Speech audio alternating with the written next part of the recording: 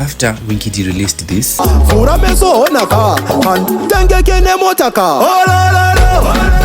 Praizah went on to release this song Mandionei from his album.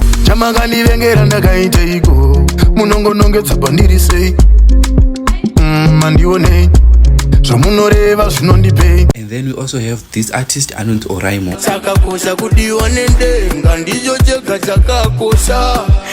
HANZI akaimbwa na JAH PRAYZAH apa.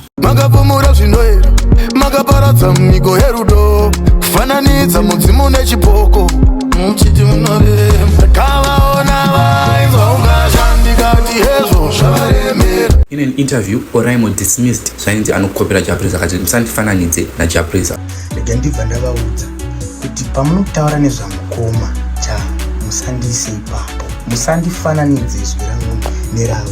Baba vaya vane chipo, isusu tichiri kukwira, musataure zita rako nera JAH PRAYZAH same sentence. Ndinonzwa kutya, akasike kutanga ndichitaura izvi ndinonzwa kutya.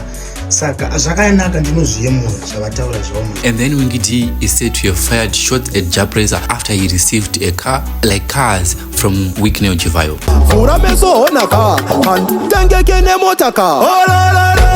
After listening to Mandionei, the song sounds as if JAH PRAYZAH was replying to Winky D, but this is what he had to say when he was asked if this song was directed to Winky D. So just explain the song to us and the meaning from your point of view, not from our assumed point of view. Okay. Ukastarisa iko zvinezvi social media yedu ya toxic zviri too much and rudo rwarushoma pane rwengo, you know what I mean? So vanhu vanotaura and pamwe pacho nomboti haari kandimbosiya pakadai, so ndatofanira kuti ndanga ndine chinhu chiri kuenderana nezvinenge zvichingoitika zvichingotaurika. So ikozvezve hanya yekuti arwadziwa abaiwa ngaite sei ngaabude.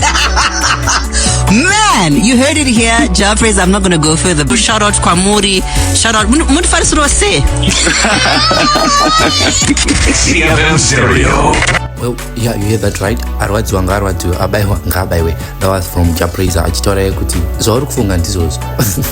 Yeah, but apart from anything, guys, I just want to compare Mandionei na song ya Winky D iyo inonzi Sia. I just want you to drop your comments if you want to know which one is the best. I won't be able to play it longer. Now we move on to the JAH PRAYZAH one.